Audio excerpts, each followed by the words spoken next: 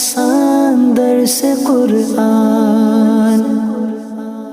نحمده ونصلي ونسلم على رسوله الكريم، اما بعد فاعوذ بالله من الشیطان الرجیم، بسم اللہ الرحمن الرحیم۔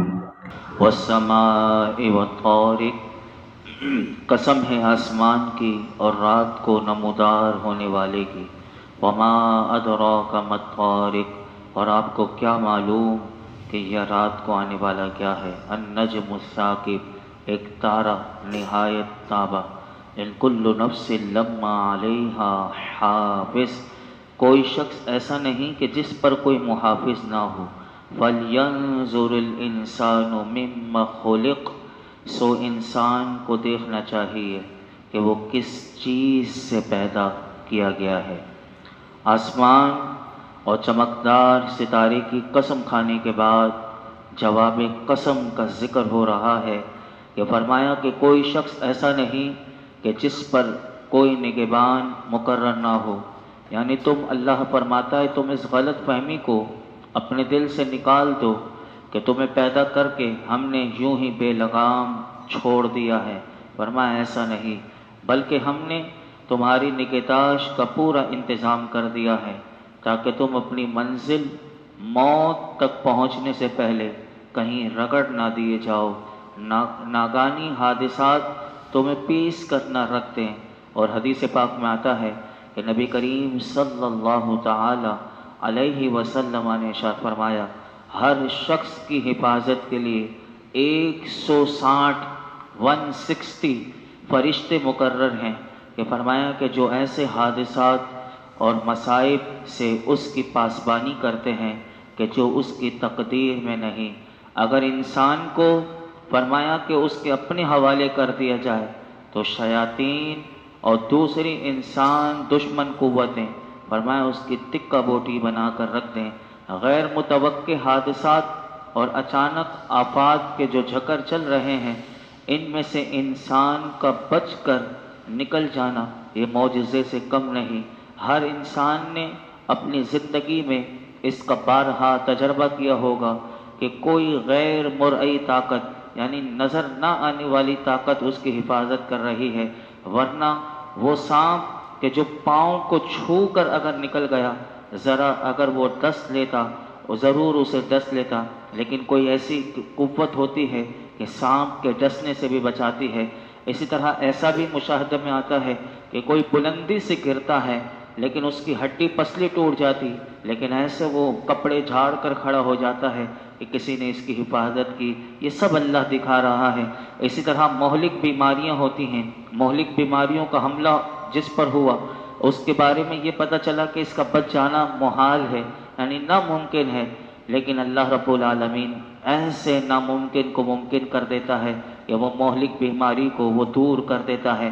پھر علماء کہتے ہیں کہ اس کا یہ مطلب بھی ہو سکتی، یہ مطلب بھی بیان کیا گیا کہ انسان آزاد نہیں چھوڑ دیا گیا کہ جو چاہے کرتا رہے، اس کا کوئی محاسبہ نہ ہو، بلکہ فرمایا اس کے تمام اعمال کو محفوظ کیا جا رہا ہے۔ اور مزید جو وضاحت تھی وہ گزشتہ کل آپ کے سامنے عرض کر دی تھی۔ پھر اللہ رب العالمین نے ارشاد فرمایا کہ فَلْيَنْظُرِ الْإِنسَانُ مِمَّ خُلِقَ، اب یہ ساری باتیں بیان کرنے کے بعد فرمایا کہ انسان کو دیکھنا چاہیے کہ وہ کس چیز سے پیدا کیا گیا۔ جب انسان اللہ کی قدرت کاملہ کا چشم ہوش سے مطالعہ کرتا ہے تو اسے وقوع قیامت کا اسے یقین ہو جاتا ہے، کہ بلکہ اسی لیے حکم دیا جا رہا ہے کہ ہر انسان اپنی پیدائش کی ابتدا میں غور کرے تو پھر اسے اپنی حقیقت سمجھ میں آئے گی، اور پھر اسی حقیقت کی طرف اشارہ آگے آیات میں کیا۔ کیا کیا سنیے، فرمایا کہ انسان غور کرے کیسے پیدا ہوا، تو پھر آگے مزید وضاحت کی۔ خلق من ماء دافق، اچھل کر نکلنے والے پانی سے پیدا کیا گیا۔ یخرج من بین الصلب والترائب، جو پیٹھ اور سینوں کے درمیان سے نکلتا ہے۔ انہ علی رجعہ لقادر، بے شک اللہ اس کے واپس کرنے پر ضرور قادر ہے۔ خلق من ماء دافق، اچھل کر نکلنے والے پانی سے پیدا کیا گیا۔ یہاں سے وہ چیز علماء کہتے ہیں بیان کی گئی کہ جس سے اللہ تعالیٰ نے انسان کو پیدا کیا، اور ارشاد فرمایا کہ اللہ تعالیٰ نے انسان کو اچھل کر نکلنے والے پانی یعنی مرد اور عورت کے نطفوں سے اللہ نے پیدا کیا، کہ جو عورت کے رحم میں مل کر ایک ہو جاتے ہیں، اور یہ نطفہ مردوں کی پیٹھ اور عورتوں کے سینوں کے درمیان سے نکلتا ہے۔ حضرت عبداللہ بن عباس رضی اللہ عنہما اس آیت کریمہ کی تفسیر کرتے ہوئے اس راز کو کھول کر مزید بتاتے ہیں۔ آپ فرماتے ہیں کہ یہ جو اللہ تعالیٰ نے فرمایا نا کہ یہ جو اچھل کر نکلنے والا پانی کیسے، وہ فرمایا یہ پانی عورت کے سینے سے اس مقام سے نکلتا ہے کہ جہاں ہار پہنا جاتا ہے، اور آپ سے ہی منقول ہے کہ عورت کی دونوں چھاتیوں کے درمیان سے یہ نکلتا ہے۔ اور یہ بھی کہا گیا کہ منی انسان کے تمام اعضاء سے برآمد ہوتی ہے، اور اس کا زیادہ حصہ جو ہے وہ دماغ سے مرد کی پشت میں آتا ہے، اور عورت کے بدن کے اگلے حصے کی بہت سی ان رگوں میں سے آتا ہے کہ جو سینے کے مقام پر ہے۔ اسی لیے یہاں ان دونوں مقامات کا خصوصیت کے ساتھ ذکر کیا گیا۔ یہ ذکر کرنے کے بعد پھر اللہ نے فرمایا کہ بے شک اللہ اس کے واپس کرنے پر ضرور قادر ہے۔ یعنی کیا؟ یعنی انسان کا اپنی تخلیق میں غور کرنے کا نتیجہ یہ ہے کہ جس رب نے انسان کو نطفے سے پہلی بار پیدا کیا، وہ انسان کی موت کے بعد اسے دوبارہ زندگی کی طرف لوٹا دینے پر خاص طور پر قادر ہے۔ یعنی یہاں پر اس ذکر کیا گیا کہ جو قیامت کو نہیں مانتے تو کہا کہ جس طرح وہ پہلی بار پیدا کرنے پر قادر ہے تو دوسری بار دوبارہ پیدا کرنے پر وہ خاص طور پر قادر ہے۔ پھر آگے مزید انسان کو بتایا کہ قیامت کے دن کیا ہوگا، آج مان لے اور اپنی اصلاح کر لے، ورنہ پھر کیا ہوگا۔ فرمایا یوم تبلی السرائر، جس دن چھپی باتوں کو جانچا جائے گا۔ فما لہ من قوت ولا ناصر، تو آدمی کے پاس نہ کچھ قوت ہوگی اور نہ کوئی مددگار۔ فرمایا کہ جس دن چھپی ہوئی باتوں کو ظاہر کر دیا جائے گا، اس دن مرنے کے بعد دوبارہ زندہ کیے جانے والے انکار کرنے والے آدمی کے پاس کوئی ایسی قوت نہیں ہوگی کہ جس سے وہ عذاب کو روک سکے، اور نہ کوئی اس کا ایسا کوئی مددگار ہوگا کہ جو اسے عذاب سے بچا سکے۔ چھپی ہوئی باتوں سے کیا مراد ہے؟ تو علماء نے کہا کہ چھپی ہوئی باتوں میں عقائد بھی ہیں، نیتیں بھی ہیں، اور وہ اعمال ہیں کہ جن کو آدمی چھپاتا ہے، اور قیامت کے دن اللہ رب العالمین ان سب کو ظاہر کر دے گا۔ یعنی بندہ غور تو کرے کہ آج انسان اپنی یعنی تمام چیزوں کو چھپانے کی کوشش کرتا ہے، اور کس طرح وہ باتوں کو، نیتوں کو یعنی کام کر رہا ہے، لیکن اس کام میں بھی اس کی کیا نیت ہے، اس کے عقائد کیا ہیں، دنیا والوں سے آج چھپا سکتا ہے۔ لیکن فرمایا قیامت کے دن ایک ایک بات کو کھول کر بیان کر دیا جائے گا، کیا اس کے عقائد تھے، کیا نیتیں تھیں، کیا اس کے اعمال تھے۔ قیامت کے دن اللہ رب العالمین سب آج دنیا میں ظاہر نہیں ہو سکی، لیکن قیامت کے دن یہ سب کچھ بیان کر دیا جائے گا، اور انسان کا کیا دھرا جو ہے وہ سب سامنے آ جائے گا۔ اسی مضمون کو اگر آپ دیکھیں تو قرآن کریم میں ایک اور مقام پر اللہ تعالیٰ نے اس انداز سے بیان کیا، فرمایا کہ ہنالک تبلو کل نفس ما اسلفت وردوا الی اللہ مولاہم الحق، وہاں ہر آدمی اپنے سابقہ اعمال کو جانچ لے گا۔ یعنی جو دنیا میں کسی کو بھی نہیں پتا تھا اسے ہی پتا تھا، لیکن سب وہ قیامت کے دن اپنے اعمال کو اس کو کھول کھول کر دکھا دیا جائے گا، اور فرمایا انہیں اللہ کی طرف لوٹایا جائے گا جو ان کا مولاہم الحق، ان کا سچا مولا ہے۔ اور اسی طرح ایک اور مقام پر اللہ تعالیٰ نے اس مضمون کو اس طرح بیان کیا کہ یُنَبَّأُ الْإِنسَانُ يَوْمَئِذٍ بِمَا قَدَّمَ وَأَخَّرَ بَلِ الْإِنسَانُ عَلَى نَفْسِهِ بَصِيرٌ، اس دن آدمی کو اس کا سب اگلا پچھلا بتا دیا جائے گا۔ اور پھر اللہ فرماتا بَلِ الْإِنسَانُ عَلَى نَفْسِهِ بَصِيرٌ، بلکہ آدمی خود ہی اپنے حال پر پوری نگاہ رکھنے والا ہوگا۔ ہم اللہ کی بارگاہ میں دعا کرتے ہیں اللہ رب العالمین ہم سب کو اپنے ظاہری اعمال درست کرنے کے ساتھ ساتھ اپنے باطنی اور پوشیدہ اعمال کو بھی درست کرنے کی توفیق عطا فرمائے، تاکہ قیامت کے دن لوگوں کے سامنے رسوا ہونے سے ہم بچ سکیں۔ اللہ ہم پر کرم فرمائے۔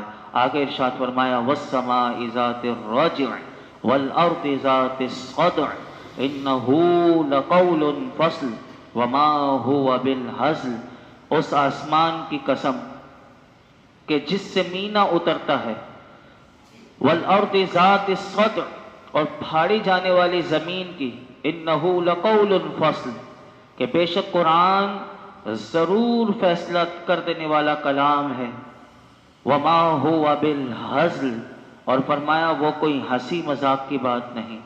توحید اور حشر نشر کے دلائل بیان کرنے کے بعد یہاں سے زمین و آسمان کی قسم ارشاد فرما کر اللہ رب العالمین نے قرآن حکیم کی حقیقت کو بیان کیا ان 4 آیات میں۔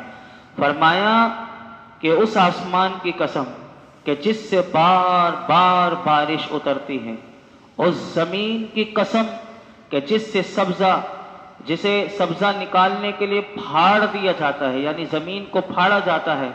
پھر اللہ رب العالمین نے ارشاد فرمایا کہ بے شک یہ قرآن ضرور فیصلہ کر دینے والا کلام ہے، یہ حق اور باطل میں فرق اور امتیاز کر دیتا ہے۔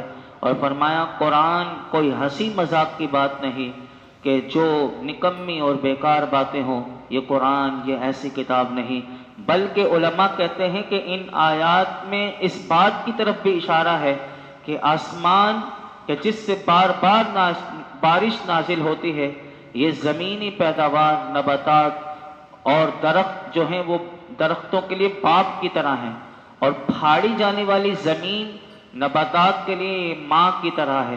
فرمایا کہ یہ دونوں جو ہیں وہ اللہ کی عجیب نعمتیں ہیں، اور ان میں اللہ کی قدرت کے بے شمار آثار نمودار ہیں، جن میں غور کرنے سے آدمی کو مرنے کے بعد دوبارہ زندہ کیے جانے پر بہت سے دلائل مل سکتے ہیں۔ قرآن مجید کی یہ شان تو اللہ نے بیان کی، اس کے علاوہ دیگر شانوں کے بارے میں ایک حدیث پاک میں آپ کے سامنے رکھتا ہوں کہ میرے آقا علیہ الصلوۃ والسلام کی یہ حدیث شریف ترمذی شریف میں ہے کہ قرآن فیصلہ کن کلام کیسے ہے۔ میرے آقا نے اس حدیث پاک میں ہمیں کیا بیان کیا، سنیے۔ حضرت علی المرتضیٰ شیر خدا کرم اللہ تعالی وجہہ الکریم اس حدیث پاک کو روایت کرتے ہیں۔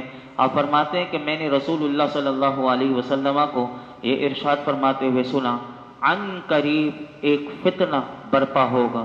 میں نے عرض کی یا رسول اللہ صلی اللہ علیہ وسلم اس سے بچنے کا کیا طریقہ ہوگا؟ وہ میرے آقا علیہ الصلوۃ والسلام نے ارشاد فرمایا اللہ تعالیٰ کی کتاب یعنی یہ قرآن، جس میں تمہارے اگلوں اور پچھلوں کی خبریں ہیں اور تمہارے آپس کے فیصلے ہیں۔ قرآن فیصلہ کن ہے۔